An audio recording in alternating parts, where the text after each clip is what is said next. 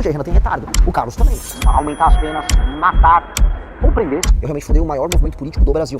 E provavelmente de toda a América Latina hoje, que é o MBL. Eu espero, Ricardo, como é que sua vida tenha sido uma merda depois disso, cara. Procura algo melhor, de verdade. Já que você não foi na minha. Vai ser difícil achar. Você ia dar o truco nos policiais na hora lá, os caras pegaram 30 mil, e aí? Eu tirar uma foto do Renan com a minha viola. E essa integridade eu tento manter na gente, no MBL. Vocês vão cancelar a gente por isso, então eu vou falar disso. A gente quer o cancelamento, vem cancelamento. Como é que luta contra isso aí, na sua visão? Fazendo o que eu tô fazendo agora, mandando tomar. Você acha que você é parecido com o Milei nesse aspecto? No episódio de hoje, o The News passa 24 horas com o Renan Santos, presidente do Partido Missão e pré-candidato à presidência da República. Ele é o nome que mais cresce nas redes sociais atualmente, liderando o engajamento percentual em plataformas como TikTok e atraindo em massa o eleitorado jovem e a geração Z. Cofundador do MBL, Renan construiu sua trajetória na mobilização digital e nas ruas, sendo um dos principais artífices das manifestações que redefiniram a política brasileira da última década, incluindo o impeachment de Dilma Rousseff. Diferente de outras lideranças da direita, ele seguiu uma linha de total independência em 2022, quando recomendou abertamente a anulação de voto no segundo turno das eleições presidenciais por rejeitar tanto o PT quanto o bolsonarismo. Agora, no comando do recém-criado Partido Missão, ele tenta converter sua força digital em votos, apresentando uma proposta de oposição focada no combate ao crime organizado e em reformas estruturais profundas.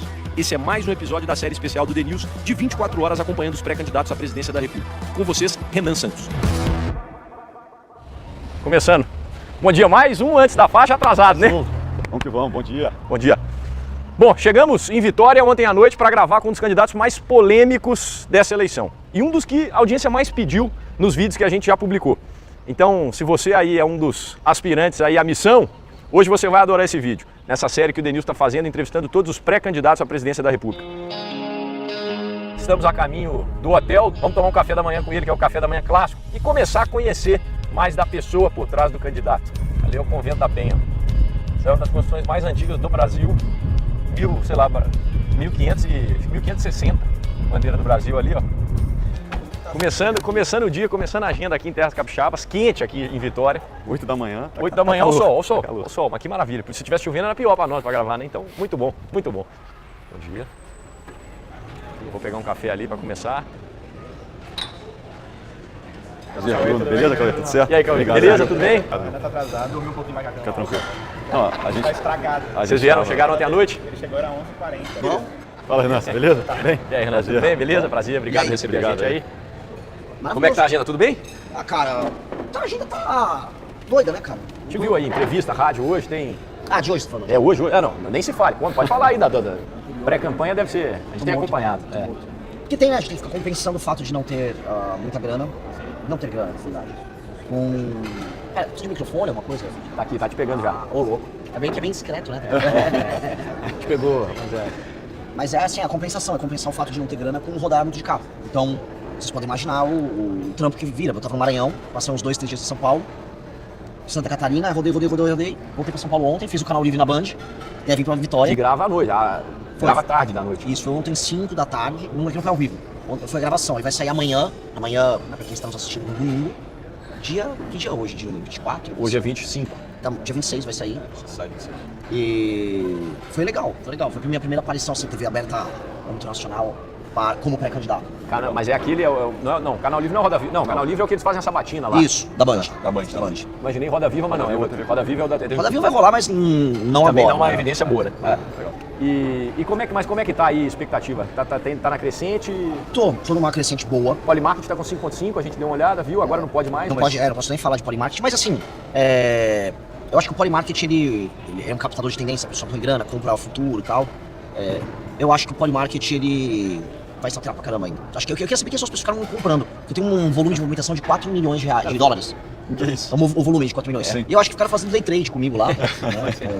Porque tem bastante oscilação e você ganha na volatilidade, né? Agora, foi impressionante, assim, quando a gente fez o primeiro episódio da série, né, entrevistando todos, não sei o que vocês fizeram, mas a turma vai e pede. Não, Renan, tem que gravar com o Renan. Você foi o mais pedido dos que a gente... É mais natural, assim. Mas tem um esqueminha, a turma vai... Não, é que se é uma pesquisa do Estadão que eu já tinha em redes um engajamento desproporcionalmente mais alto do que os outros, tirando o Flávio. E agora o engajamento por usuário, a taxa de engajamento por usuário minha é 5 vezes a do Flávio. Então eu tenho um engajamento muito grande, né, nessa pré-campanha. Que é o que eu acho que vai começar a assustar as pessoas, porque isso vai se refletir em pesquisa. Já tá se refletindo, né? Especialmente na Atlas. E fora que tem uma parada que eu sempre odiei, que é... Mas isso a gente nunca fez muito no MBL, mas é muito na política, e a direita é isso, ficar fazendo média, ou ficar com as falsas indignações. Então o direitista de internet, o esquerdista também, ele tem que ficar gravando vídeos, tem que ficar sempre, eu estou muito bravo, estão destruindo aqui a família brasileira. tomar no cu, cara, eu não sou esse cara, não. Eu sou esse babaca. Sempre achei a coisa de ser um porta-voz muito babaca. Só que aí como a gente começou a fazer lives em 2017, eu nem tinha, acho que, redes sociais minhas, assim, públicas. Aí eu falei, Renan, vem fazer o MBL News, que era uma live que a gente tinha. E aí eu fiz um pouco em 17, comecei a fazer bastante em 18, a partir de 19 comecei a fazer diariamente. Sempre nessa linha de, eu sou eu mesmo, falar o que eu acho, que batia com o que a gente pensava no MBL. E aí eu consegui, acho, criar uma figura pública autêntica. Isso quando? 19, a partir de 17. 7 anos fazendo live todo dia? Todo dia. E aí, live de 2 horas. Primeiro era uma live com 3 pessoas, depois passou a ser monólogo. A partir de 2022, era um monólogo de 2 horas. E isso tá dando quanto de audiência, assim?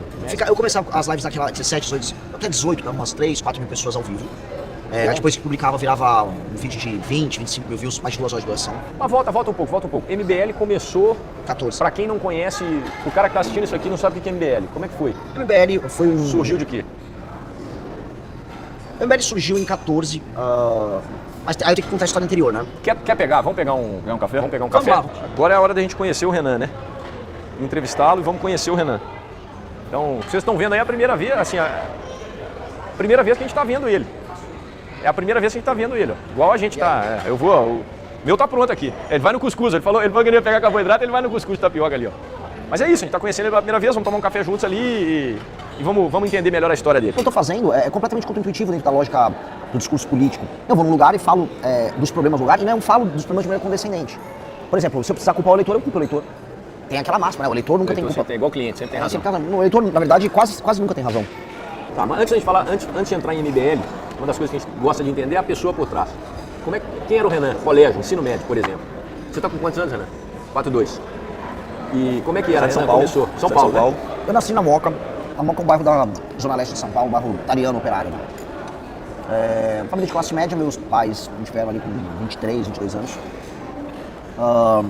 Filho único, não? Não, tenho 2 irmãos. Mais velhos? Sou mais velho. E era um bom aluno, acho que eu me alfabetizei muito cedo. Lia bastante. Quando veio o interesse? Por política? Política.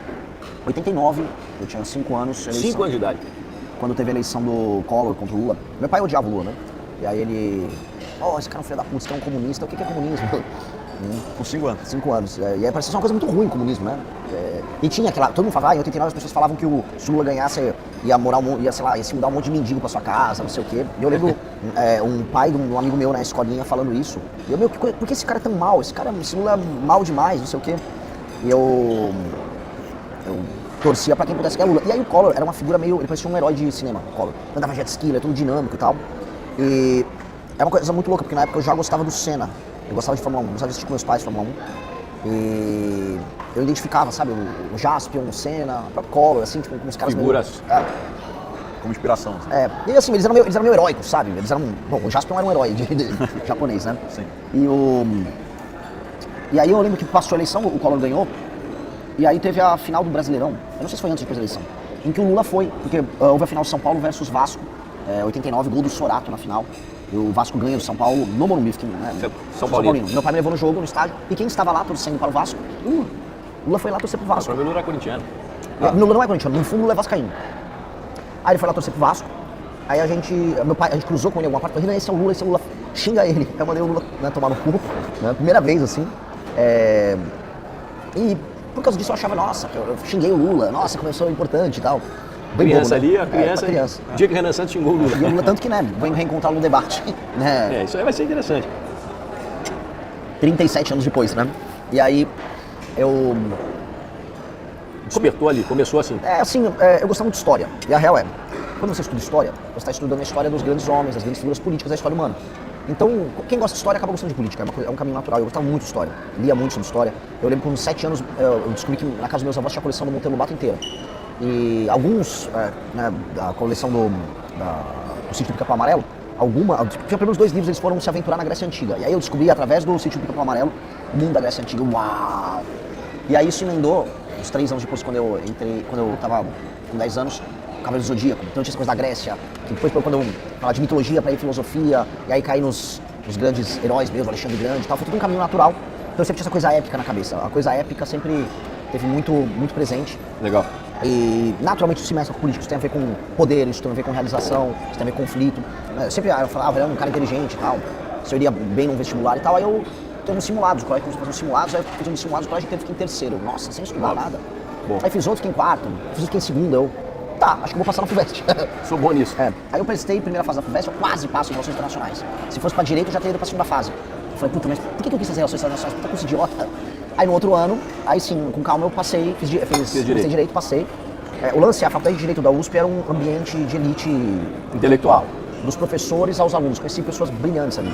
E o ambiente político é muito competitivo. Imagina, o Centro Acadêmico 11 de Agosto, que é o centro acadêmico lá da faculdade, tinha 100 anos na época. Hoje eu tenho lá seus 120 anos, 123 acho. Passaram por lá, acho que pelo menos 9 presidentes da República. O grupo, assim, o que a gente pode falar, a elite pensadora do ponto de vista de humanas no Brasil, a grande medida saiu de lá.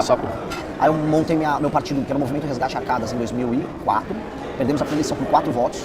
Outro dia eu tava pegando meu e-mail, eu achei o plano, o tipo business plan do partido na faculdade. Cara, muito daquilo lá virou MBL. Muito da lógica foi parar no MBL. Tinha uma crítica ao problema de representatividade para os alunos. Eu tinha escrito isso com 19, 20 anos. Perfeita, acabou pros partidos políticos de hoje. Então, mas aí beleza, a faculdade você se formou quando? Eu não me formei. Você dropou? Eu larguei, comecei a achar um saco. Porque assim, eu me envolvi muito com a política. Aí eu tomei um golpe na disputa da eleição pra presidência. Tomei um golpe interno. E aí não concorri a presidente no ano que assim, ia ser barbada ganhar. Eu fiz o trabalho, tomei um golpe dos meus amigos. Primeira grande lição política na vida. O partido ganhou, mas não era você que estava te tirando. Aí eu fiquei puto, me vinguei deles no ano seguinte. Só que aí, meu pai estava trabalhando com recuperação de empresas, como consultor, chamado para resolver. E aí eu também estava de saco cheio de estágio, aí eu falei, deixa eu ver como é que funciona isso, né? E aí comecei a ir com ele, aí disso eu juntei... Você começou a trabalhar com seu pai? Eu comecei isso em 2005, 2006. E aí, dali eu aprendi muita coisa sobre gestão de crise, como lidar com o credor, como lidar com o sindicato, isso na empresa de terceiros. E aí depois, eu falei, não, meu pai, ele adquiriu uma outra empresa, eu falei, eu quero aprender a trabalhar com vendas, quero aprender a falar melhor, quero ser mais convincente. E aí eu virei representante comercial. Olha só. E aí eu trabalhei com a empresa dele, e aí com não concorrente, mas pessoas da área de construção. Eu ia falar, o Renan tem uma via comercial boa, cara, ele é... Eu era né, falante chavequeiro, de tímido na infância pra esse é o lance, porque as coisas não são lineares, né? Eu era muito tímido, mas o que acontece? Dá pra entender assim, eu acho que, se eu falar em termos de capacidades, eu tenho uma inteligência verbal boa, eu sou articulado pra falar. Então tudo que envolva fala e linguagem, eu vou me virar. E aí, até que eu comecei a criar, ter empresa própria, tanto que em 2010, 2009 na verdade, aí com o que eu aprendi não só com meu pai, mas com amigos, como a gente montou, né, a gente trabalhou com vendas, rodou São Paulo pra caramba, comecei a aprender a vender no Rio, fazer venda técnica pra hotel, porque você vai vender luminária pra hotel na Bahia, enfim, comecei a rodar, comecei a aprender, me tornar mais maduro nisso. Aí eu falei, não, eu quero tocar uma empresa. Aí tinha uma empresa pra assumir de portas e janelas de aço no interior de São Paulo, Jundiaí. Aí eu assumo ela, chama Martim Artefatos de Metais.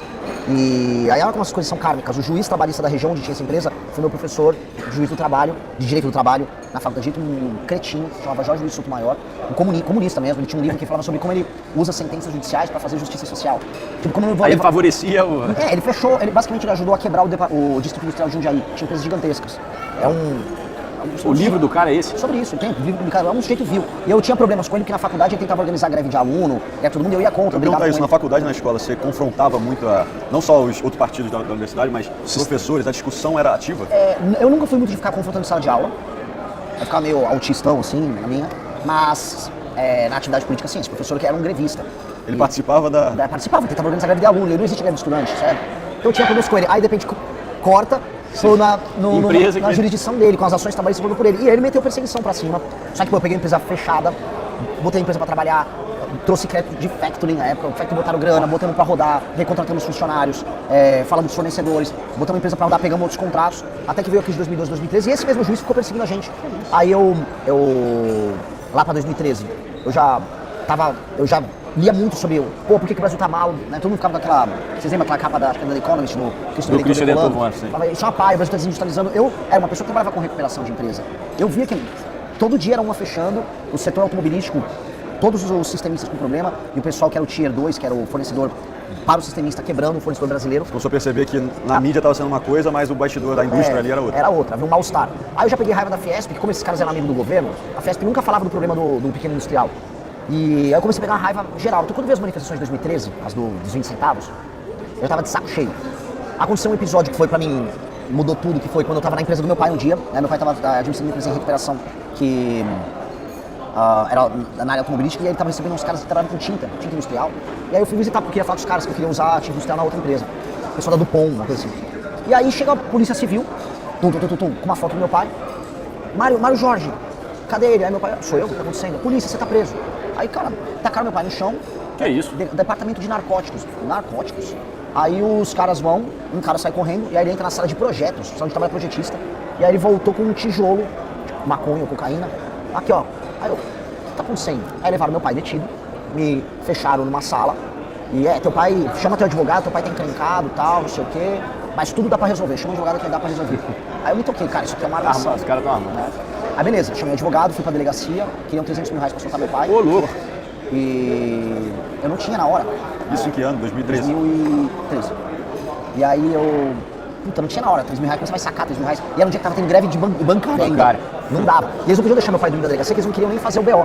Porque era uma chata, eles não queriam registrar. Quando você vai fazer um negócio desse, você quer deixar tudo em off, né? E era o departamento narcótico de Jundiaí. Essa história toda vai ter, eu tenho os processos, tem tudo. Aí o que eu fiz, né? Eu dava pra sacar no dia 30 pau. Aí eu, até por causa do limite bancário, eu dei um jeito, saquei 30 pau, dei pros caras e o cara falou assim, mas vamos fazer aqui, pô, o moleque é bom, aí não sei o quê. Certo valor mensal, a gente vai combinando. Aí 30 pau por mês, legal, pô, 30 pau por mês, né? E ó, aí o cara que tinha botado a droga, que não era um polícia, aí ele tirou um papel amassado, era a foto do carro que minha irmã, minha mãe dirigia. Ó, vocês sabem onde vocês moram, né? Não vai... Método ameaça. Aí eu, legal. Só que eu tinha participado 2 semanas antes de uma manifestação na Paulista, a primeira que eu participei de 2013, com o Ministério Público. E eu ajudei o Ministério Público a derrubar a PEC 37. Então eu fiquei muito amigo dos caras do MP de São Paulo. Eles, pô, você é sensacional. Dia seguinte, cara, eu nem dormia de ódio. Liberaram meu pai e tal. Só que o que eu fiz? Eu já tava na cabeça, eu vou armar uma pra esses policiais. Eu pedi pro meu pai registrar o BO. Meu pai falou, eu preciso registrar um BO, senão o que eu vou explicar pros funcionários, né? Eu vou falar que teve, confundiram. Eles botaram... E aí eles fizeram um BO, mas aí eles não BO. Tá na hora da... Ô, meu deputado! Aqui o áudio foi muito bem. E aí, tudo bem? Beleza? Pô, foi bem 5 minutos ali. Depois ele... Cara, ele não foi mal, mas assim, modéstia à parte, depois do minuto 8 a 10. O Renan tem que dar uma entrevista aqui, pelo que a gente viu, o Renan vai dar uma entrevista na rádio, por telefone. Mas eu tô curioso pra história, eu quero saber como é que é a história, o que ele armou pros policiais, aí eu quero saber como é que tá a história. A gente vai ver, vocês vão ver a entrevista, o trecho da entrevista e depois a gente volta com a história e vamos seguir o dia. Mas é isso aí, 24 horas com o presidenciável é assim. Vamos ver, ao vivo, vamos lá falando. Mas você tá mirando... Então, eu vou... O mandato termina esse final do ano, O momento importante vai ser segunda, porque vai sair a Atlas e é a primeira pro governo do estado. Né? Legal. Vai ser a primeira que vai ter um cenário só e o Tarcísio e a Haddad. E as outras tinham os outros candidatos que eu sempre tenho certeza que vão disputar.